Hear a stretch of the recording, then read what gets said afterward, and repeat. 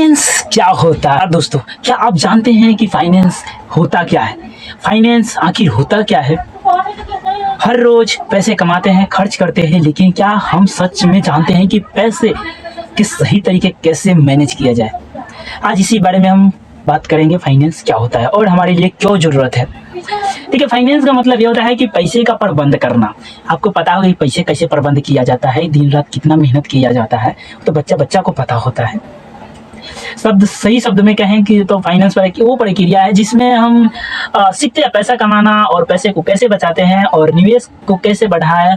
ये सारी प्रक्रिया फाइनेंस में आती है। लेकिन फाइनेंस के 3 प्रमुख होते हैं जिसमें हम समझ लेते हैं कि पर्सनल फाइनेंस होता है, कॉर्पोरेट फाइनेंस होता है, पब्लिक फाइनेंस होता है।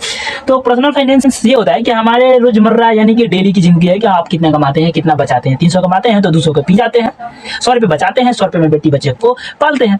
लेकिन नहीं, इसके बाद हम ये बात करते हैं कि जो बजट होती है ना हमारा, और उस पर जो नियंत्रण होता है, तो उसी को हम पर्सनल फाइनेंस कहते हैं। कॉर्पोरेट फाइनेंस हम लोगों के लिए नहीं है। अब हम लोगों के लिए कैसे नहीं है भाई? अब तो कॉर्पोरेट फाइनेंस उसके लिए है जो कि बिजनेस करते हैं। तो कॉर्पोरेट फाइनेंस बिजनेस करने वाले के लिए होता है और इसमें वो अपने निवेश और मुनाफा के बारे में ज़्यादा रिसर्च करते रहते हैं और कहाँ से हमें लोन लेना है कॉर्पोरेट फाइनेंस वाला, और कहाँ उनको मतलब पैसा करना है, इन्वेस्ट करना है, तो वो उनके कॉर्पोरेट फाइनेंस वाला। जब आप फाइनेंस में जाओगे तो कॉर्पोरेट फाइनेंस आपको बहुत इंपॉर्टेंट होगी।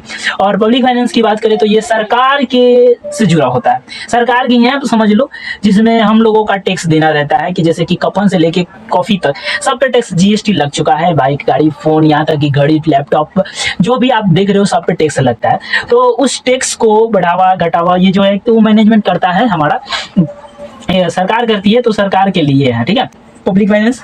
तो दोस्तों फाइनेंस का सिर्फ बड़े बिजनेस या सरकार के लिए नहीं है, समझे ये, बल्कि हम और सबकी जिंदगी के लिए है।